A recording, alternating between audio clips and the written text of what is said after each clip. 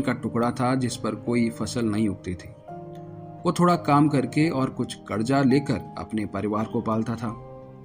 एक दिन उसे कोई काम भी नहीं मिला और सभी ने उसे कर्जा देने से भी इनकार कर दिया। वह सोचने लगा, अब क्या करूं? अपने परिवार को कैसे पालूं? अपनी गरीबी के एहसास से वह बहुत दुखी होकर सोचने लगा कि क्या यह भी कोई जीवन है? इसे तो मर जाना ही अच्छा है। और वह मरने के तरीके सोचने लगा।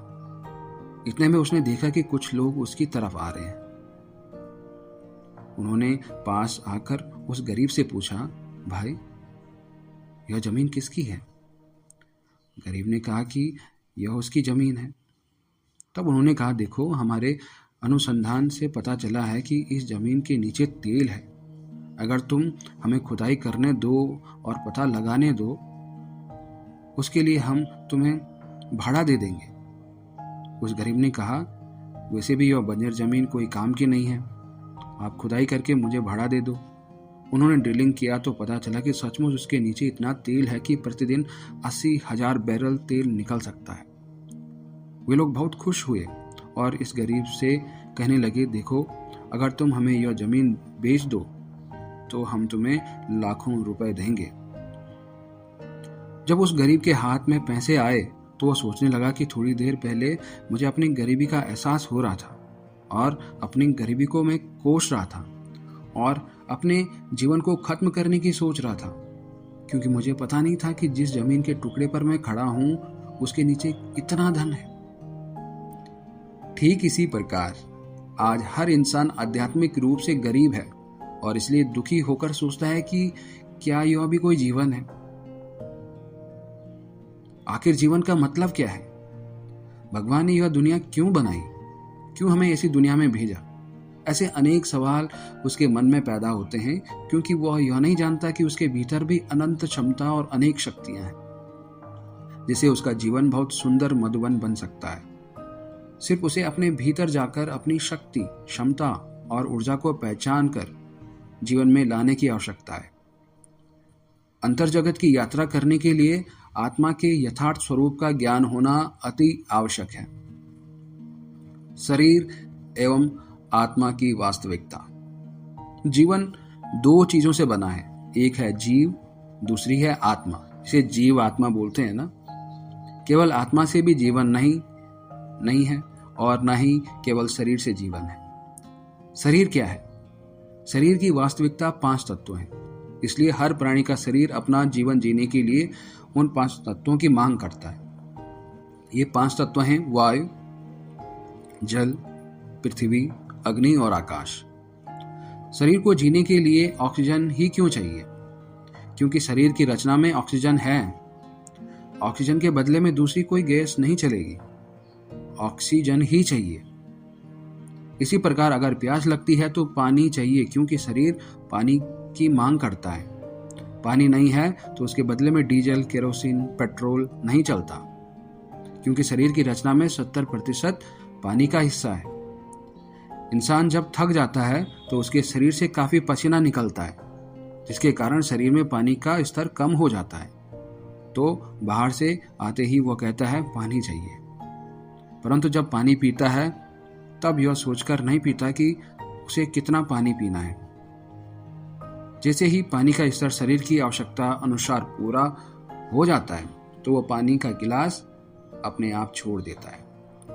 कहने का भाव यह है कि शरीर उन्हीं 5 तत्वों की मांग करता है जिससे उसकी रचना हुई है। कोई भी एक तत्व कम हो जाए तो जी घबराने लगता है और बेचैनी महसूस होने लगती है। यह है शरीर की वास्तविकता। इसलिए कुदरत ने प्राणी मात्र के लिए 5 तत्व समान रूप से उपलब्ध किए हैं। कुदरत ने जाति, धर्म, देश या भेद नहीं रखा है। जिस क्वालिटी का पानी, प्रकाश हवा में है, उसी प्रकार का अन्य देशों में भी है। हर धर्म वाले को एक समान दिया है। कुदरत ने कोई भेदभाव नहीं किया है। आत्मा के 7 गुण।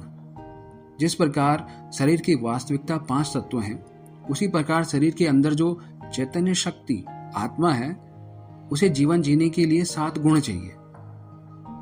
इसलिए आत्मा को सतोगुणी कहा जाता है।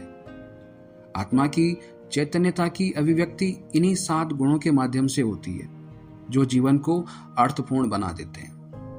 आत्मा के इन्हीं गुणों के आधार से जीवन जीने में आत्मसंतुष्टि, खुशी, मौज और अति इंद्रिय सुख का अनुभव होता है। ये 7 गुण हैं ज्ञान, पवित्रता, प्रेम, शांति, सुख, आनंद और शक्ति।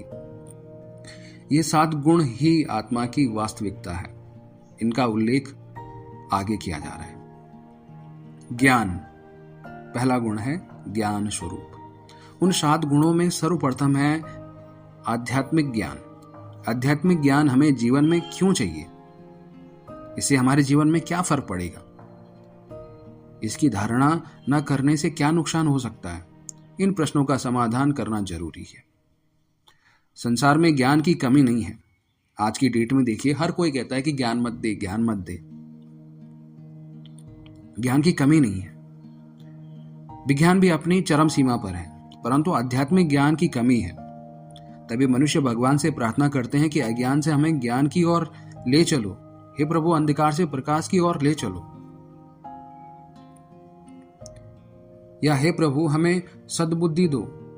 अब सवाल यह है कि ज्ञान विज्ञान का अथाह भंडार होने के बावजूद क्या हमें ज्ञान नहीं मिला जो हम भगवान से ज्ञान मांगते हैं? किसी ने सही कहा है कि सारी दुनिया की ज्ञान विज्ञान की पोथियों की यदि होलिका जलाई जाए तो उसके ताप अधिक होगा, परंतु प्रकाश कम होगा। The heat is more than light. आज मनुष्य ने भी जो थोड़ा बहुत ज्ञान प्राप्त किया है उससे गर्मी अधिक पैदा हो गई है, परंतु रोशनी उतनी नहीं मिली है। यानी अभिमान की गर्मी मिली है, लेकिन व्यवहार में कैसा आना है उसकी रोशनी या समझ कम है। सबसे बड़ा अज्ञान और अभिशाप मानव का अहंकार है। अहंकार के कारण मन में अनेक प्रकार की गलतफहमियां हो जाती हैं, जिसके कारण पारस्परिक संबंधों में तनाव, कड़वाहट और टकराट होने लगती है। आज कई परिवार इस अहंकार के कारण टूट रहे हैं। बड़े औद्योगिक घरानों में यह भी एक बड़ी समस्या है जिसका कोई समाधान नहीं है। परिणाम स्वरूप उद्योग बंद होते जा रहे हैं, कंपनी बंद होती जा रही है। इसलिए आज के युग में आध्यात्मिक ज्ञान की नितांत आवश्यकता है। ज्ञान का अर्थ है समझ, विवेक। आध्यात्मिक ज्ञान मानव के अहंकार को नष्ट कर देता है। निरअहंकारी और नम्रचित्त बनते ही आपसी संबंध अथवा रिश्ते प्रेम, स्नेह और सहयोग के सुदृढ़ आधार पर मधुर बन जाते हैं। आध्यात्मिक ज्ञान से मानव जीवन एक पारिवारिक, व्यावसायिक तथा सामाजिक संबंध श्रेष्ठ और भरोसेमंद बनते हैं। आत्मा का दूसरा गुण है पवित्रता। ज्ञान की शक्ति से मन, वाणी, कर्म में पवित्रता सहज आ जाती है। पवित्रता यानी शुद्धि। शुद्धि कहा जाता है कि जहां शुद्धि है वहां ईश्वर का निवास होता है। Where there is a cleanliness, there is godliness. मनुष्य बाह्य शुद्धि को तो अपना लेता है, लेकिन आत्मा की शुद्धि की जिम्मेवारी नहीं लेता। यही कारण है कि भगवान के मंदिर में जाकर यही भजन गाते हैं, मैली चादर ओढ़ के कैसे द्वार तुम्हारे आऊं।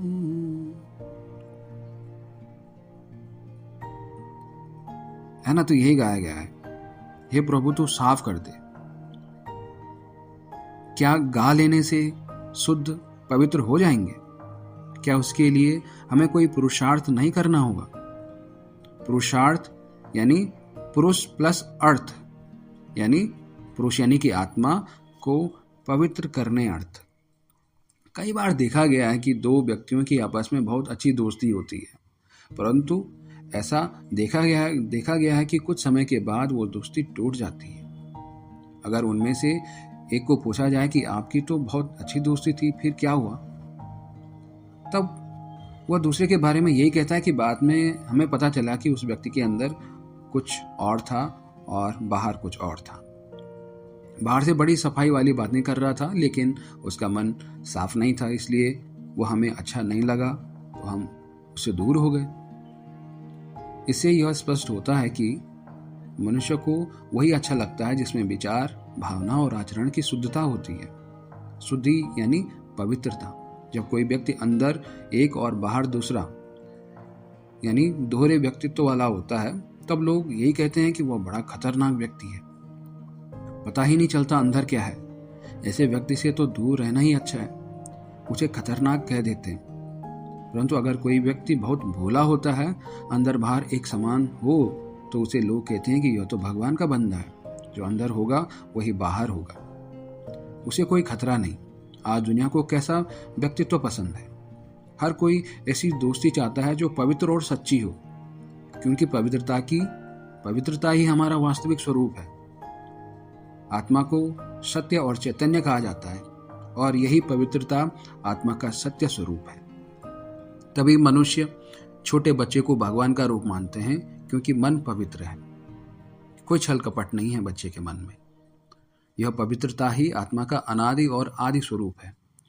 यही आत्मा की तेज को विकसित करता है। जहाँ पवित्रता है वहाँ सुख शांति स्वतः ही होगी। पवित्रता की निशानी सदा खुशी है। पवित्र जीवन यानी दुख और अशांति का नाम और निशान ही नहीं। आत्मा का तीसरा गुण है प्रेम। संसार में हर व्यक्ति प्रेम चाहता है, चाहे बच्चा, चाहे बूढ़ा, पति या पत्नी। जब कोई प्रेम से व्यवहार करता है तो सबको अच्छा लगता है। लेकिन प्रॉब्लम यह है कि आज की दुनिया में यदि कोई प्यार से बात करता है तो अविश्वास के कारण व्यक्ति तनाव में आ जाता है। उससे यदि पूछा जाए कि भाई क्या बात है, तो कहेगा अरे यार फलाना व्यक्ति इतने प्यार से बात कर रहा है कि तनाव हो रहा है, टेंशन हो रही है। फिर उससे पूछो कि भाई प्यार से ही तो बोल रहा है, फिर क्या तनाव किस बात का? तब वो कहता है कि हमारा आपसी तालमेल तो नहीं है, तो है ही नहीं, भावनाओं में शुद्धि है ही नहीं। उसके बाद अगर वो प्यार दिखा रहा है तो वो प्यार नहीं, जरूर कोई स्वार्थ है। अगर कोई प्यार से बात कर रहा है तो पता नहीं वो कुछ जरूरत है उसको मुझसे, जरूर कोई स्वार्थ है, इसलिए तनाव हो रहा है। वो क्या चाहता है मेरे से? जैसे हम भी करते हैं, कोई नॉर्मल रहता है और किसी दिन प्यार से बात करता है तो हमें लगता है कि बोलना क्या चाहिए तेरे को बता, तो टेंशन हो जाती है। आज मनुष्य को निस्वार्थ एवं शुद्ध प्यार चाहिए।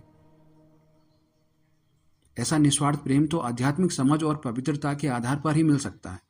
जहां भावनाओं में, विचारों में, व्यवहार में अहंकार है, स्वार्थ है, अशुद्धि है, वहां संबंधों में कभी भी प्रेम पनप नहीं सकता। आज परिवारों में स्वार्थ बहुत अधिक है, निस्वार्थ प्रेम बहुत कम है। इंसान जीवन में सच्चा प्रेम पाना चाहता है। जब मनचाहा प्रेम नहीं मिलता तो भगवान के सामने जाकर कहता है कि तू प्यार का सागर है, तेरी एक बूंद के प्यासे हैं। इसलिए कई बार मनुष्य कह देता है कि हमें और कोई चीज नहीं चाहिए, परंतु प्रेम से दो बोल तो बोलो। इसमें कौन सा खर्चा लगता है?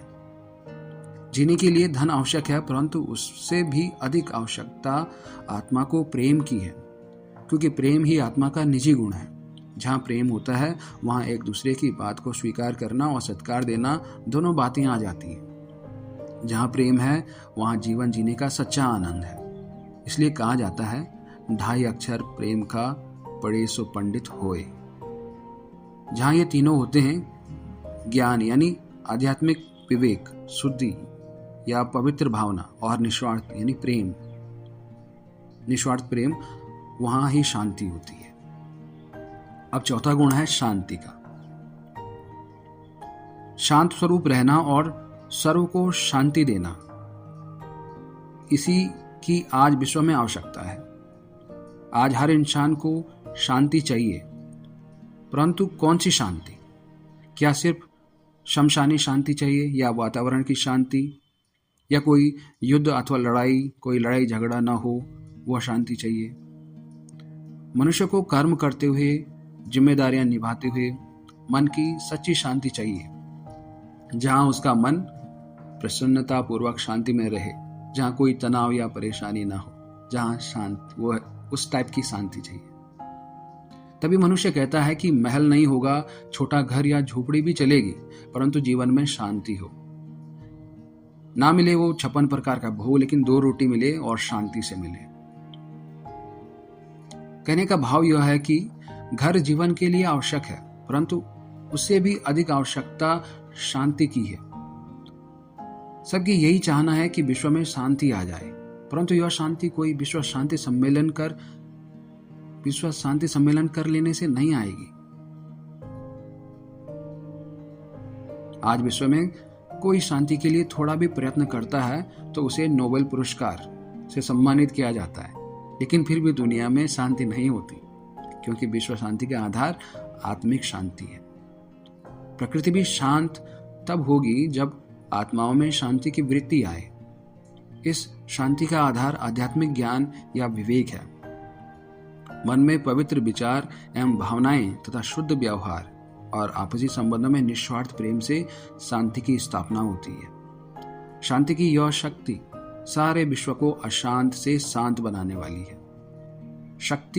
शांति की शक्ति क्रोध को शीतल कर देती है। 5वां गुण है सुख। आज मनुष्य सुख को यथार्थ रूप में समझ नहीं पाया है। वह सुख को बाहर भौतिक संसाधनों में ढूंढ रहा है। इस कारण सर्व